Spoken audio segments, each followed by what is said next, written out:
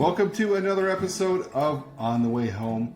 I am your host, Michael Braithwaite from Blue Door, and as always, we have another amazing, innovative, and wonderful guest speaking with us today.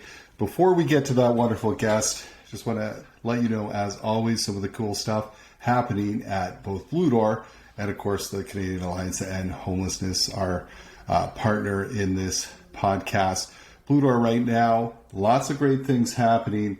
Want to share a little bit about in our region, in our last point of time count, and the one before that, in fact, we saw that we had overrepresentation of people experiencing homelessness for the 2S LGBTQ plus community, especially youth. And then we had not one, but two research projects done that showed that youth from the community were not feeling safe in our traditional housing programs that we had. And there was a gap there. And so I'm pleased to say Blue Door, along with some partners in York Region, stepped up about a year and a half ago to start a new program called Inclusion. INN, like an inn you stay at, Inclusion. It's a wonderful semi-independent housing program with specific supports wrapped around these youth, and it's very, very cool, and we hope to scale it across the country. We have got wonderful support from the North Pine Foundation too, who saw that this is a great program and put some resources into it with the thought too of hoping to share with this across the country this program. And also a big part of what they're focused on too is youth leaving care from the 2S LGBTQ plus community who don't have a safe place to call home. And so we're working with many CASs across York Region and Toronto to make sure we provide the service for them. So that's pretty cool. The inclusion program, filling the gap. And of course, at CAEH right now, there's a huge vote housing piece happening. Check it out on their website. We have a federal budget coming up, and this is the time to have some sway. So, write to your MPs, your politicians, check out CAEH's social media, or go to their website to check out how you can get involved as an organization or as an individual with the Vote Housing campaign. And now to our guest. Now, listen, I'm really excited about today's guest for many different reasons. And it's funny, it's the quiet ones you have to watch. And the humble ones. we always ask our guests for a bio, if you could keep it short. And today's guest gave me the shortest bio I've ever seen, and I think that just shows the humbleness of someone who took this challenge that we'll talk about on in his retirement to do something good. So with us today from Kitchener-Waterloo, we have Jeff Wilmer. So he's one of the co-founders of A Better Tent City. I'm sure you've heard of this. It's been all over the news. It's a different way of thinking.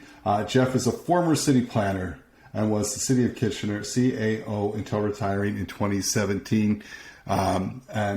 It's just amazing that, many people in retirement say, I'm going to take a step back.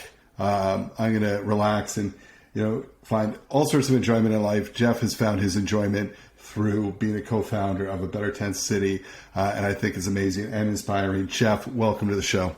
Thank you very much, Michael. Good to be here. Jeff, we have a tradition here at On the Way Home. Our first question is always the same because home means different things to different people. So we want to know, what does home mean to you? It means something different to me now than it would have a few years ago, I think, because of my involvement in this project. Number one, it means a place where you're not trespassing, where you can come back to it every day, every night, or next week, and nobody's going to force you to move along. And no matter how basic, a roof over your head, a place of your very own, I guess. So it's pretty straightforward. It is. It's that. Many people, when we ask that question, will talk about safety. But it is that for many people, not living in fear, right, of losing their housing or, as you said, being able to come back and not worrying about trespassing. So let's talk about A Better Tent City. This is huge. How did this evolve? How did it come about? How did you get involved? And talk to us a little bit about the setup. Sure. So it started about 2.5 years ago. And it was the idea of the late Ron Doyle. Ron was an industrial business owner in the Waterloo region, and he and I became acquainted through work when I was a city planner or director of planning, and he had lots of very innovative ideas. Sometimes he would just barge into the office with a crazy idea, and sometimes I'd love the idea and try to find a way to help make it happen. Other times I just thought it was a crazy idea. So Ron approached me to say, I keep seeing people living on the streets of our downtown, and nobody seems to be able to help them. I think we can help them. Do you want to work with me on this? So I was quite intrigued, and that's really where it started. He was fascinated with the idea of repurposing shipping containers for housing, and we looked at that for a while. But we ended up going with cabins that are really more like garden sheds, 8-foot by 10-foot shed with 2 windows and a door, and that's the model of home that we went with. But early on, like before we had figured out the site, before we had figured out the type of cabin we were going to use, we met Nadine Green. And Nadine, who's still very much involved with A Better Tent City, she's the live-in site coordinator. She was running a convenience store in downtown Kitchener. And just like Ron, she saw people living rough downtown, and she thought, this is wrong. And so she opened up her convenience store as a pop-up shelter. And she had 20 people spending their nights staying warm and dry in her store. And so Ron and I went and visited there when that was still running, and we were really impressed by the people we met there, and we had conversations with them and realized that they maybe they realized this is their last chance, that they have to make the most of it. They were very respectful of each other, and they helped clean up everything. It was very orderly and very quiet, considering there's 20 people out there, and these are people with challenges in their life, but they were extremely respectful of each other. So that was kind of the essence of it. Fast forward to the first month or two of COVID, when the shelters were kind of scrambling to say, how do we provide shelter service now? So that really prompted Ron to use one of his buildings, which was an event space with no events. And he said, Nadine, why don't you just come and bring those 20 people and let them tent inside Lot 42? So it started the very same night, that very same night, middle of April of 2020.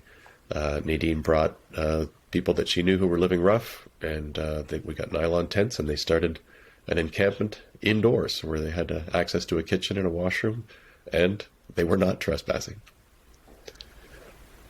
Wow. Well, that's quite a story. It started in a sense, by volunteers, right? By community for community. That's exactly right, yeah. And it grew in every sense. We grew from people tenting to people living in cabins. We quickly purchased 12 cabins and then expanded that to 25 or 30. We now have over 40 tiny homes or cabins, 50 residents. But the volunteer group started off with people making the evening meal.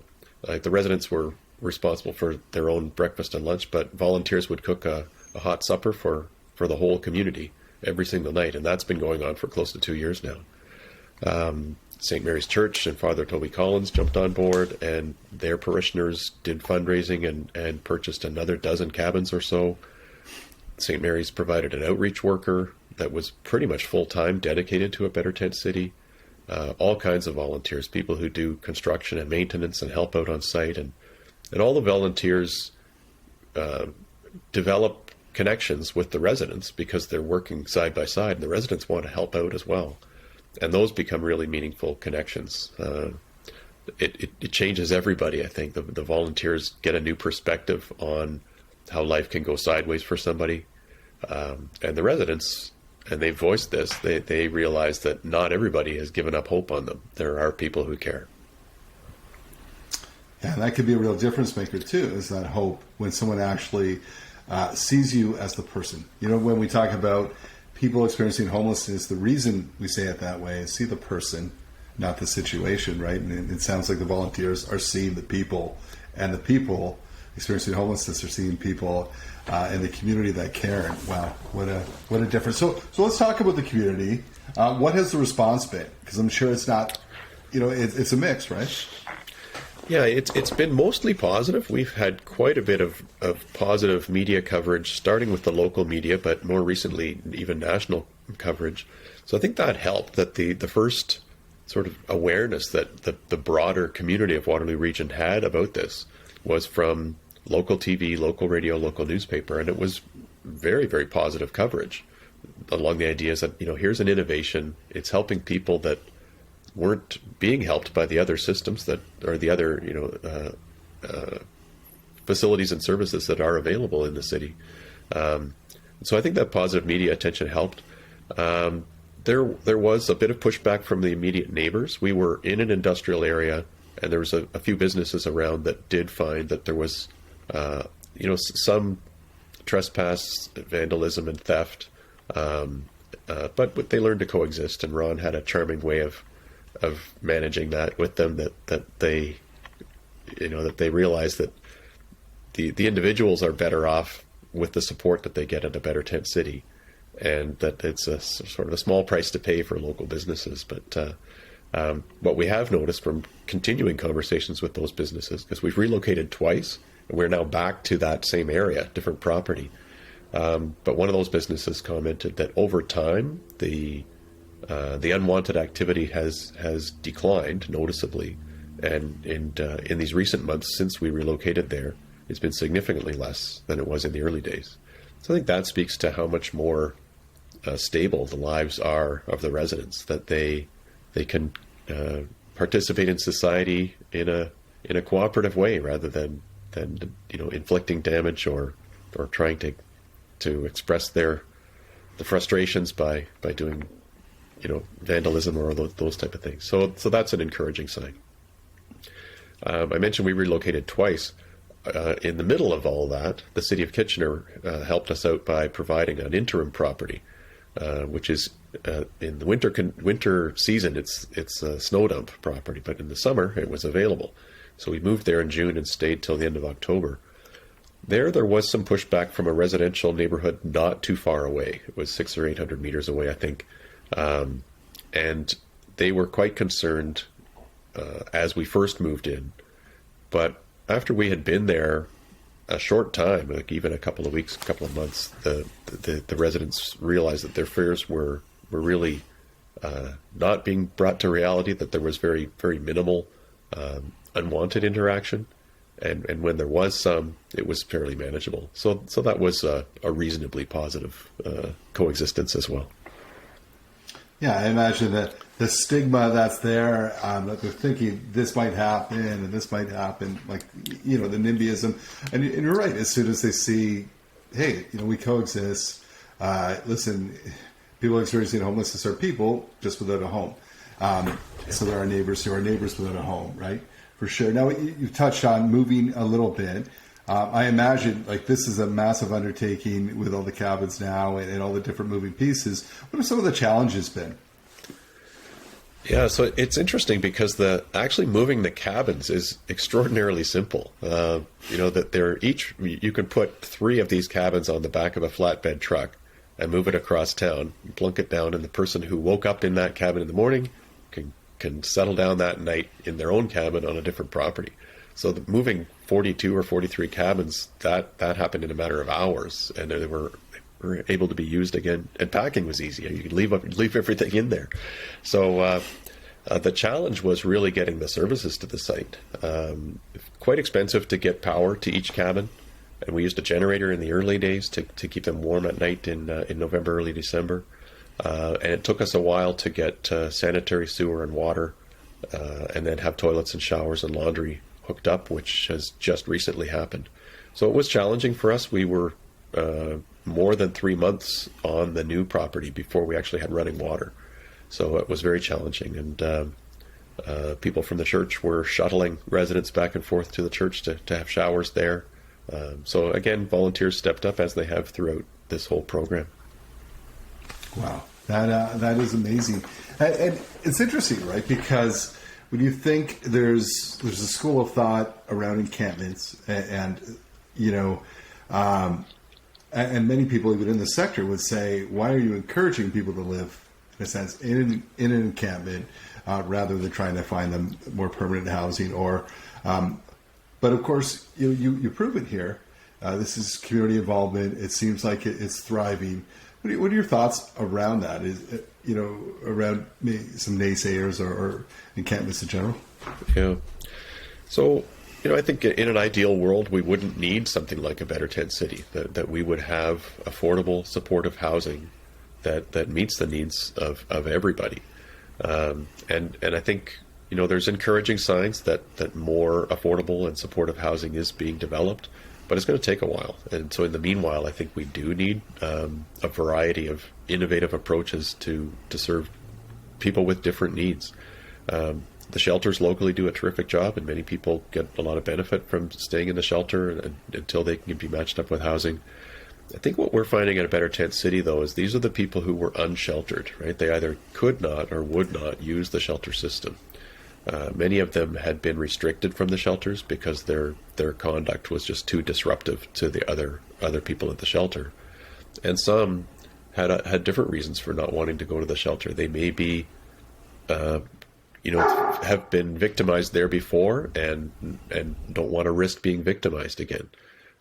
Others had a pet who's as their closest companion and weren't able to take a pet.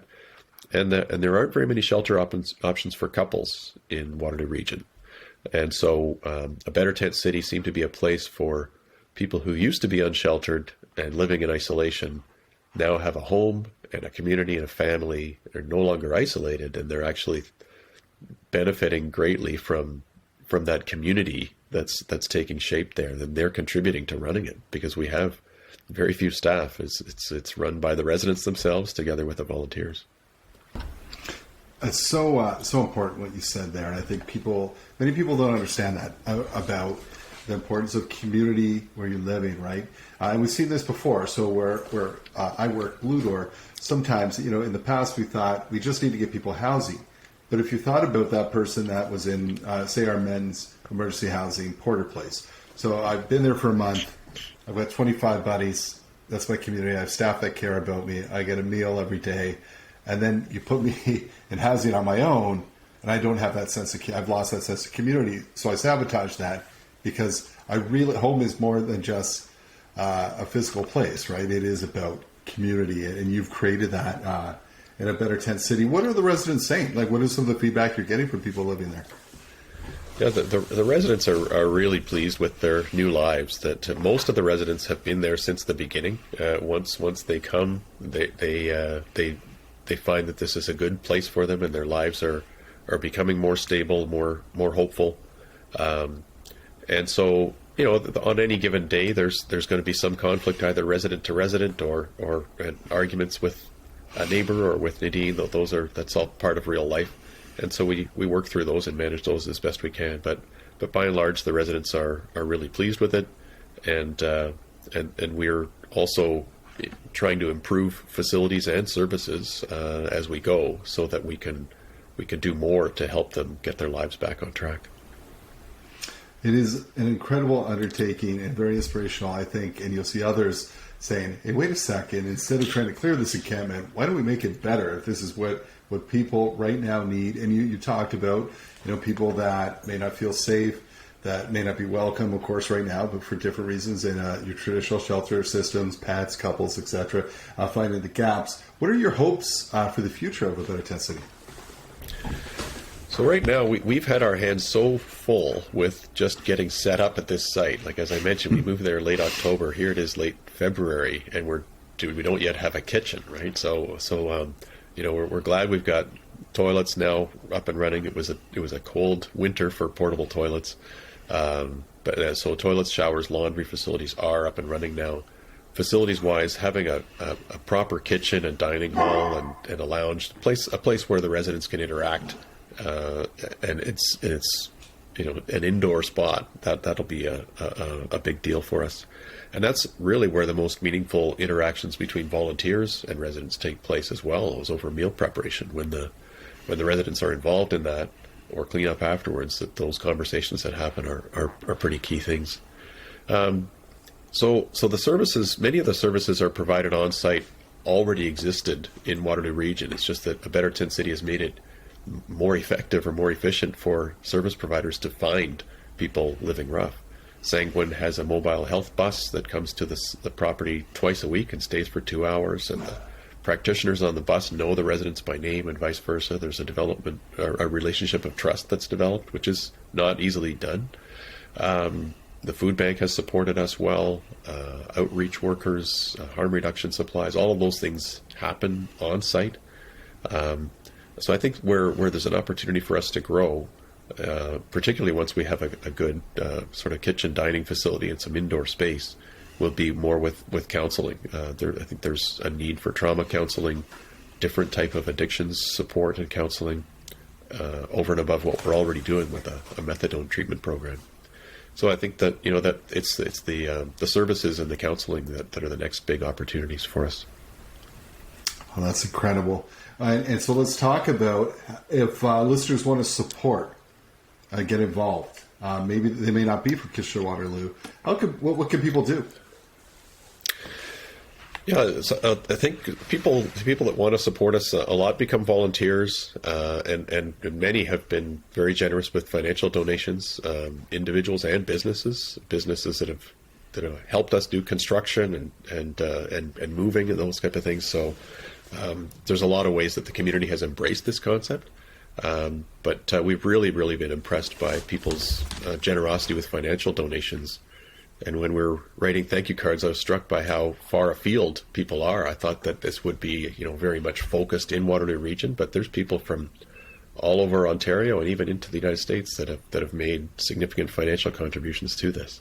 So we're very much indebted to our financial partner, our charitable partner, the Social Development Centre of Waterloo Region. They've been handling the donations and receipting for us since the beginning. And so that's been really helpful because we were a project without an organization really for the first year, and we've only started to get organized in this second year. So Social Development Centre of Waterloo Region is the place where people could make financial donations if they're so inclined. That is great, and I think it's like, hey, we'll take action. Action's needed now. People can't wait. You did that, and the rest will fall into place. It sounds like it's happening. If people want to go out, if people want to find out more information about a Better Tent City, how to donate, how to get involved, is there a website? Where can they go? We're working on a website. So right now, the Social Development Centre's own website has a page devoted to us. So Social Development Centre, Waterloo Region, and follow the links to a Better Tent City. That's a good place to get basic information. Wow. And so 2017, you retire. Is this what you envisioned you'd be doing 5 years later? Not in the least. This was the furthest thing from my mind. It's true community service. We're so glad you are doing this. Jeff, thanks so much for all you do, and congratulations on taking action and making things happen. I believe Better Tent City has saved a lot of lives and will continue to do so. Thank you for coming on the show. Thank you very much, Michael. Wow, it's so interesting to have Jeff on the show talking about this. So many people, when they talk around encampments, honestly, when you say like we should get better tents, we should do that, and we want to focus on housing, of course. And you heard Jeff say that. Look, we've got a lot of projects underway. There's things happening. It's going to take time. We are behind. We need hundreds of thousands of homes across Canada. And in the meantime, we need different options. And instead of just shutting down an encampment where many people are saying, I'm comfortable here. This is my community. I have a sense of community here. That's important to me. They made it better. And absolutely, you've heard me say government plays a huge part in preventing any homelessness, but so does community. Community has to step up. And you see in Kitchener-Waterloo, the faith community and the community all around has stepped up to make this happen, to take care of the most vulnerable. It's incredible stuff. Very inspiring. Wow. Another great guest, another great story, some innovation to inspire all of you. Thank you so much for listening, and we'll see you next week on the way home.